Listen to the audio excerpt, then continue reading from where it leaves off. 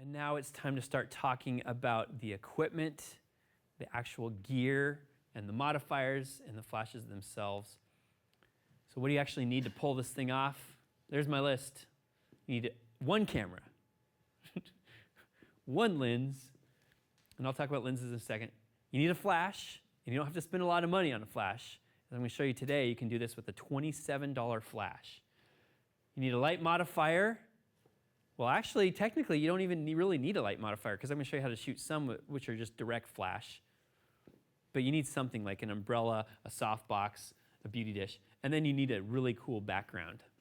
And that really cool background might just be a black piece of paper, or it could be an awesome muslin like I'm going to show you in our second segment today. What kind of camera do you need? Well, I recommend a DSLR or a mirrorless. I love Canon. I actually do love Canon. We had an arm wrestling match earlier, Canon versus Nikon. I lost. I love Nikon. I've been shooting Nikon forever. They're great cameras. I love Sony as well. Sony's fantastic. The new Sony A7 series, excellent, excellent cameras. The point I want to make with your camera is that it doesn't really matter that much. As long as you can adjust your shutter speeds, as long as you can adjust your ISOs, and most importantly, as long as you can tell a remote flash what to do. So like hopefully your camera has some type of a hot shoe on top so that you can connect a transmitter or you can communicate with a remote flash. That's the most important thing. Some cameras don't have a hot shoe, you know, the lower end cameras like a point and shoot. You don't really want to use those for this type of photography. I have a feeling most people watching today aren't using point and shoots for studio work. How about lenses? Well, we're doing portraits. And in this case, we're not just doing head and shoulders. We're going to do a lot of that, but a dramatic portrait can even be a full-length portrait. It could be a full-body portrait. So you typically would bias yourself maybe slightly more towards the wide-angle to mid-telephoto range. And I know I say 85 and 105 and 70 to 200 here, but I would say it'd be okay to go with something like a 24 to 105 lens. Canon makes an excellent one of those lenses, so does Sigma and so does Sony. Nikon makes a 24 to 120, which is really great for this type of work. You could also use a 24 to 70, which, let me pull that out here just because I like props.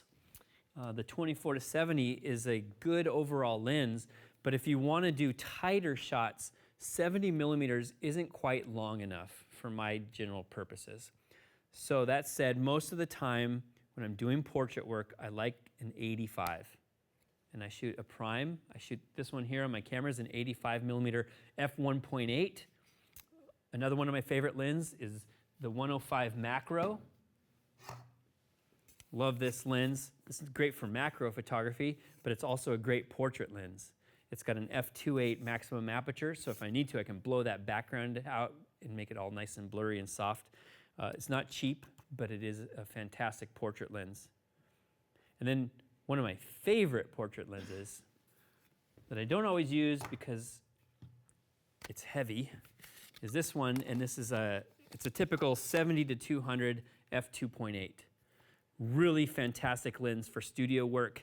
One of the reasons why we go with the longer focal lengths is because they're more flattering on the subject. They make the subject's lines look skinnier and longer and taller, versus wider angle lens tend to distort the face a little bit. So something like if you shot at 24 or a 40 millimeter, you get a little bit more distortion. I like the longer look because it flattens things out, makes things look a little bit more aesthetically pleasing. So those are my lens choices and my recommendations. Today I'll be doing most of my work with my 85, and then I think later on I'll do a full-length portrait, I'll switch over to my 24 to 70 so I can get that full range of height. I'm going to take this off so it doesn't fall over. Okay. How about your flashes? Well, you can spend a lot of money on an OEM flash, original equipment manufacturer. If you're a Sony shooter and you buy that Sony flash, it's 500 something bucks. If you're a Nikon shooter and you get the top of the line Nikon, it's $550. The Canon one is around $495 or $500. So, you know, she says five. Yeah, so it's $500. $500, $600 bucks, and I love them. I I shouldn't say it like that. I love my wife. I like my flashes. But I love using these types of flashes. This is like the Nikon SB5000. This is their current flagship model. You know, it's $550 or $600, something like that. And then I have to get some other gizmos to get it to talk correctly with my camera. By the time I'm all said and done, you're into it for $600, $700 maybe. And it's small and it's not all that powerful. So why would we spend all that money on these flashes? Well, because they're dedicated to the camera bodies. And I can adjust all my flashes from the camera. They work seamlessly. You know, they're tested and tested and tested again with the manufacturer. So sometimes it just makes sense when you're a pro and you want things to always work all the time, you go with the OEM models. But I'll tell you what, this doesn't necessarily produce any better look in my final photo. No, I can get the same look with a $50 flash or a $27 flash, as long as I can trigger them. And that's the key. You gotta learn, you gotta be able to trigger your remote flashes. Let me look at a couple of other options for you. I've got 3 options here in various, I can only hold 2, so I'll show you 2. One of them is this company called Photix. They sent me a couple flashes over the last week to try out. I love it. It's working really well for me. It's the Photix Juno. And what this is an all manual, so there's no TTL capability in this flash, but it has a receiver built into the unit itself. And then the transmitter is right here on the camera. So this up here is the Photix transmitter, and now I can control this with this built-in system. This flash is around $200-something. It's a really good setup. It's reliable, consistent, powerful, all that good stuff. The question is, does it produce any better light than my Nikon? No, it's the same. It's just less money, and well, in this case, I have to have this big transmitter on top, whereas on the Nikon stuff, it's a much smaller transmitter. How about this? There are lots of other options out there. If you go to Amazon, Amazon has this line of products called the Amazon Basics line, and I was surprised to find they had an Amazon Basics flash with the built-in slave mode. And so this mode, it's a slave mode that will trigger the flash when it sees a single pulse of light. So if I can produce a single pulse of light somehow on my camera, pop, it will trigger this to fire, and I don't need any wires to trigger it. $27.99, something like that. You know, for that price, you can buy a whole kit of them, 5 of them, 10 of them, whatever, and you can fill out your studio for around $100, $150. Does it work? Of course it works. And I've produced some excellent photos with them over the years, and they're dirt cheap. So if you're looking for a really inexpensive way to get into this, this is the way. And by the way, for those of you who are watching online, we have a gear list available for you. And in that gear list, I have links to all of these flashes that I'm showing off today and all the gear that I'm using today. So those are your flashes. Don't worry so much about what type of flash you're using. Rather, learn how to use the flash, because most of photography is right here. It's not always in the gear. As much as we'd like to talk about Nikon versus Canon, and she and I had an arm wrestling match earlier, really when it comes down to it, it's all about the image and using your tools to create the image. For batteries, I recommend nickel metal hydrides. My favorite type of batteries. They're rechargeable. A little tip for you, go to IKEA and buy their nickel metal hydrides. They're really inexpensive and they're excellent quality. I was just at a store last week and I saw them there, and well, I already own a ton of batteries, so I didn't buy any myself, but I've read some good reviews in the last few weeks and they're excellent. Consider it another battery pack. So I often will use something like this. This is a battery pack where I throw in, I think it's 6 other batteries, and that then plugs into my flash, and it reduces the cycle time of my Nikon flash or my Yongnuo or whatever flashes I'm using. It just means I can shoot at a faster pace. These are relatively inexpensive if you buy them third party. If you buy the Canon or Nikon, they're more expensive. On the order of $100 to $150 for this. But the third-party brand, I was able to get, this is made by a company called Newear, and I think I paid $50, 40 or $50. So these are very useful. Basically what you do is you just plug it into the front of the flash, and then this is my own little DIY hack, do-it-yourself hack. I just put a cord in there, and then I can hang this on the light stand, and so that it can move around on the light stand just like that. Okay. talk about the gear, all of the lighting gear, all the equipment. So I've got a bunch of it here today, and we're going to use, I think I'm going to use just about everything you see back here in a different arrangement. Let's start talking about the umbrellas, and then I'll talk about a softbox and kind of what the purpose of each of these lighting modifiers are. Overall, the reason why we use a lighting modifier is to make the light bigger, to make the surface area larger. It's always about size. And size is important when you're thinking about the look that you want to create. So let's say you're trying to create a very harsh, hard, movie style, maybe Clint Eastwood style look. Well, there you want a very small light, very specular, very directional. So you want a small modifier, maybe like a 1-foot softbox, something like that. On the other hand, let's say that you're photographing someone who you want the light to wrap around them a little bit more. So then we need to go with a larger surface area, maybe something like an umbrella. Maybe you're photographing 2 or 3 people in a scene, and you only have one flash. You need that light from that flash to envelop everybody. Well, then we need to go with a really big modifier, like that giant umbrella that I have back there. Okay? So again, the whole purpose of the light is to change the shape of, the whole purpose of the modifier is to change the shape of the light so that you can create the look that you're after. And the point is, you can use all of this, but know that each of them has kind of a specialty. So let's really quick talk about why I would use one versus the other. Starting with umbrellas. Okay, this is about a medium-sized umbrella. It's about 42 inches, I think, is the size of this guy. It's good for traveling. Like sometimes I'll go on vacation with my family, go to Hawaii. I bring my lights, and we take family portraits on the beach. This is the type of thing I would take with me because it can travel with me on the plane. I can throw it in my, not my carry-on because it's a little bit long, but I can throw it in my check luggage and then pull it out on the beach, put my, I don't know, wet swimsuit on the bottom, keep it from blowing over, and now I can take great beach portraits. In a studio environment, this is a little bit small. It's a little bit small overall, so I recommend going bigger than 42, but it'll do in a pinch. So today we'll shoot some photos with this. You'll get a good feel for what it looks like. The smaller the light is, the harsher the light will be. The bigger the light source is, the softer it'll be. One of my favorite light modifiers is this.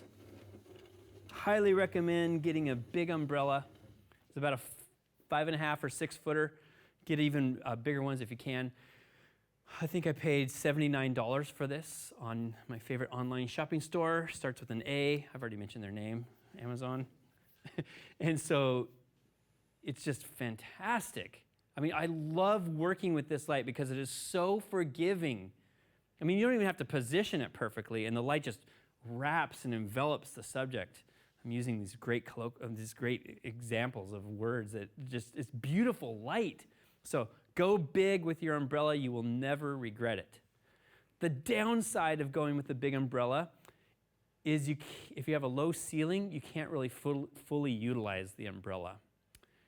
Most ceilings in most homes are about 8 feet high. And so right there, I'm already almost up to the maximum height I can go for my house. That's about it right there. Well, look, the center of the umbrella is below the torso of the subject. So in order to use something like this, you may have to have your subject go on a stool or do something even lower to the ground in order to get like a high light on that scene. These are better for high studio ceilings like we have here at Creative Live. Okay, next. Umbrellas are good, but next let's talk about softboxes. I'm going to pull this one over here. I love softboxes because they produce a nice, square, rectangular type of catch light in the eyes. Another reason I love softboxes is because you can control the direction of light. And that's really what we're getting, and that's why you would buy a softbox, because it's controllable. You can prevent light from spilling onto the background. Whereas an umbrella tends to send light everywhere, a softbox gives you a lot more control. So for today, for the dramatic lighting class, we a lot of times want to prevent light from getting on the background. And the way you do that is by I'll say collimating or making the light kind of in a column. You collimate the light, and that's what a softbox does, because notice the diffusion panel is a little bit behind the edge flange. There's my inner engineer coming out. I'm sorry. Edge flange, inner panel. And then you can also sometimes put in some what's called an egg crate. Let me pull that out here. I lost it. It's all right. Maybe later we'll pull it out. Basically, we have this crate here that further collimates the light and prevents it from spilling over. We'll do that later. I'll pull that out and show you how we can either incorporate the background by letting some light spill onto it or eliminate the background. As always, bigger is better. So if you have a chance, I recommend buying at least a 2-foot by 3-foot softbox. And if you can go bigger than that, then go bigger than that. 3-foot by 4-foot or even larger. You'll never regret having larger size diffusion tools, larger size modifiers. Then the last one I want to show is something called a beauty dish. Now this isn't actually a beauty dish, because a beauty dish is a slightly different product, but the shape of it is similar to a beauty dish. All right.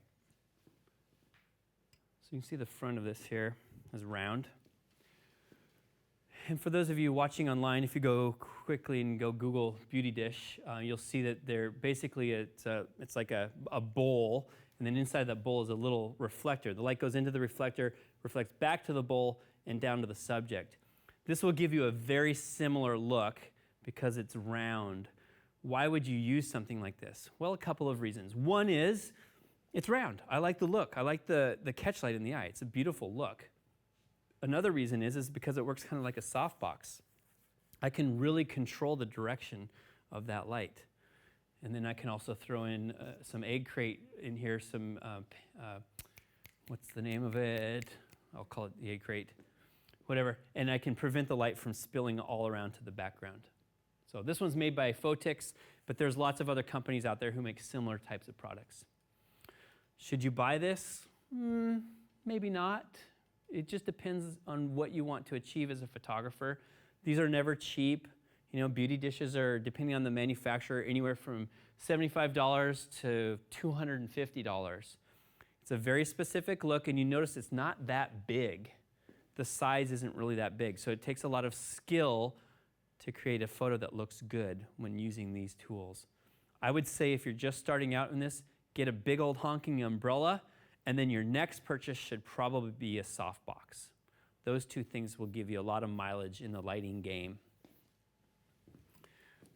All right, the last type of lighting modifier that you need is some type of reflector.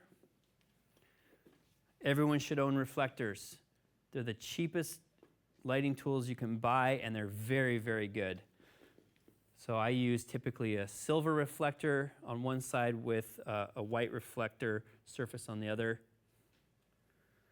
This is a 40-inch or 42-inch, something like that.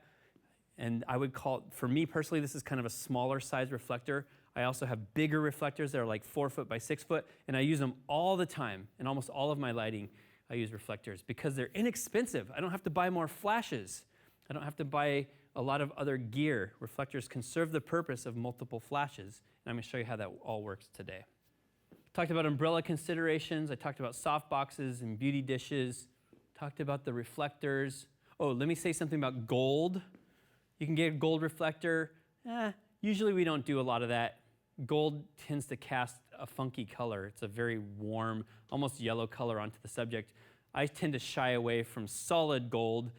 I will sometimes use, have you guys seen these before? They're like half gold, half silver, like a partial gold. I use those every once in a while just to add a little bit of color, especially if it's the winter time. You know, my daughter, I never let outside ever because I don't want any guys to see her. So she stays nice and pale. And so I use gold to make it look like I let her outside every once in a while. I'm just kidding, Allison. You know I'm kidding. It's my daughter. I love her dearly. Let's talk about backdrops. Background is important, but you don't have to spend a lot of money. So one of the first things and the best things to do is just buy a black sheet from the local store, okay, from the department store. Just buy a black king-size sheet, iron it, and then just tape it to the wall. And that works great for what we're going to do today. Black fleece. I went to the fabric store not too long ago, and I bought some polar fleece, some actual fleece material. And that works really well, too, because it doesn't really wrinkle, and it stays unwrinkled in almost all of my photographs. And if it had wrinkles, it doesn't really show because it absorbs a lot of the light. And then another option is to go with a muslin. And I think, do I have a slide on the muslin here? No. I just have the black versus gray. So let's talk about black versus gray here. In fact, to do that, I will walk over here. I'm going to start out today with black. Sometimes in our dramatic shots, we want the background to go full black. And what that does is it makes your subject almost tend to just like pop out of nothingness. Sometimes that's a good look, but a lot of times it doesn't give you any context or doesn't give you any sense of place or sense of dimension, right? So when you use black, if you're a long ways away from it, it will be solid black. If you move in closer to the black with your lighting, you will actually make that a little bit gray. And sometimes having a little bit of gray in the background really, really helps. So we're going to do that experiment with just black today. And then you can see here, the next one up, I've got gray.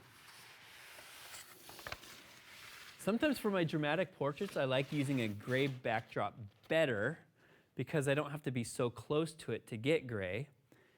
And here's the weird thing. I can actually make it look black by moving the subject even farther away. So gray is kind of the one type of backdrop that gives you the most flexibility for this type of lighting. You could also use white if you wanted to, but you got to be pretty far away from that white backdrop to make it gray, and very rarely will you ever be able to actually even make it look black. So for this scenario, if you want to just get one type of background, I'd recommend kind of like a medium to darker gray. And then back here, we've got a muslin, and this muslin is fantastic. They're hand-painted. What's the name of the company? Do you remember? We're going to get the name of the company. They're fantastic. But they're great for this type of work because they provide a nice sense of space. The subject has a little bit of texture behind them, and it's not like they're like popping out of nothingness. So I like to have a little bit of texture in the background for these types of photographs. Seamlessphoto.com. Yeah. Great. Yeah, they provided these backdrops for us, and they're really fantastic. They have 5 or 6, maybe 8 different models. They're all hand-painted. They're all designed by really great photographers in the industry. Some of them even teach at Creative Live. And so they've got these special backdrops by each of the photographers. So we're going to use one later this afternoon, or later in the next segment. Reflectors, we talked about those, so I'm going to skip over that slide. And we talked about background, about being in close proximity to the background or farther away from the background. And I like talking about using gray if you want a sense of place, kind of you want some presence to the photograph, some depth.